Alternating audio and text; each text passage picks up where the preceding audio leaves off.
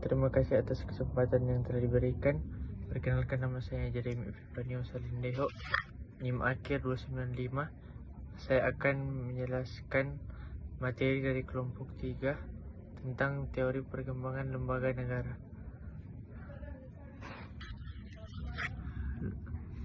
Lembaga negara. Pengertian lembaga negara. Menurut Jimmy Asidiki, pengertian organ atau lembaga negara dapat dibagi menjadi 5 tingkatan berdasarkan luas dan sempitnya. Yang pertama, arti paling luas. Yang kedua, arti luas atau lebih sempit.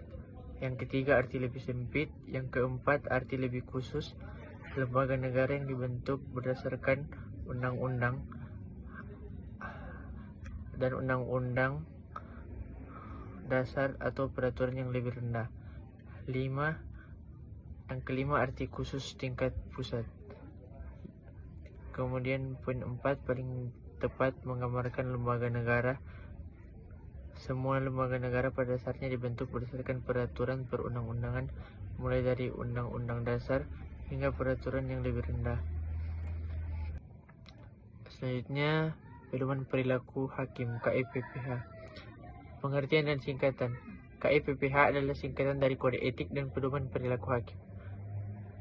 KEPPH merupakan panduan bagi para hakim dalam menjalankan tugas profesinya maupun dalam kehidupan bermasyarakat. Juga berfungsi sebagai instrumen untuk menjaga integritas dan martabat hakim, agar setiap tindakan dan putusannya senantiasa berlandaskan nilai-nilai moral dan hukum yang tinggi. Selanjutnya, dasar hukum.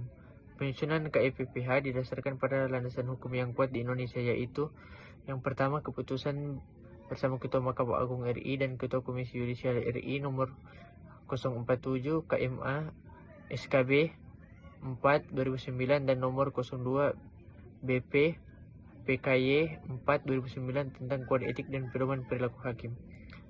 Yang kedua, Undang-Undang nomor 48 tahun 2009 tentang Kekuasaan Kehakiman. Yang ketiga, Undang-Undang nomor 3 tahun 2009 tentang Mahkamah Agung. Yang keempat, Undang-Undang nomor 18 tahun 2011 tentang Komisi Yudisial. Selanjutnya, tujuan dan alasan hakim memerlukan kode etik. Tujuan KEPPH yang pertama, menjaga kewibawaan dan martabat lembaga peradilan. Yang kedua, menjamin terwujudnya peradilan yang jujur, adil, dan transparan. Yang ketiga, menghindari terjadinya praktik korupsi, kolusi, dan nepotisme. Selanjutnya, kenapa hakim perlu kode etik? Hakim memiliki diskresi besar dan menentukan nasib seseorang tanpa kode etik. Ada risiko penyalahgunaan wewenang, abuse of power. Kode etik berfungsi sebagai rem moral agar hakim tetap menjaga objektif dan tidak terpengaruh oleh intervensi politik maupun materi. Selanjutnya, prinsip-prinsip dalam KEPPH memuat 10 prinsip dasar wajib yang dipatuhi oleh setiap hakim. Yang pertama, berperilaku adil, yaitu tidak memihak dan memberikan hak yang sama kepada setiap orang. Yang kedua, berperilaku jujur, yaitu lurus hati, tidak curang, dan tidak memanipulasi informasi.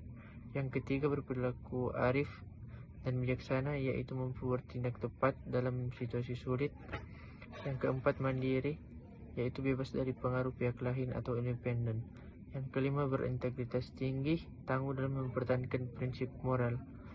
Yang keenam, bertanggung jawab, yaitu siap mempertanggungjawabkan putusan kepada Tuhan dan masyarakat. Yang ketujuh, menjunjung tinggi harga diri, yaitu menjaga kehormatan dimanapun berada. Yang kedelapan, berdisiplin tinggi, yaitu patuh pada aturan dan waktu.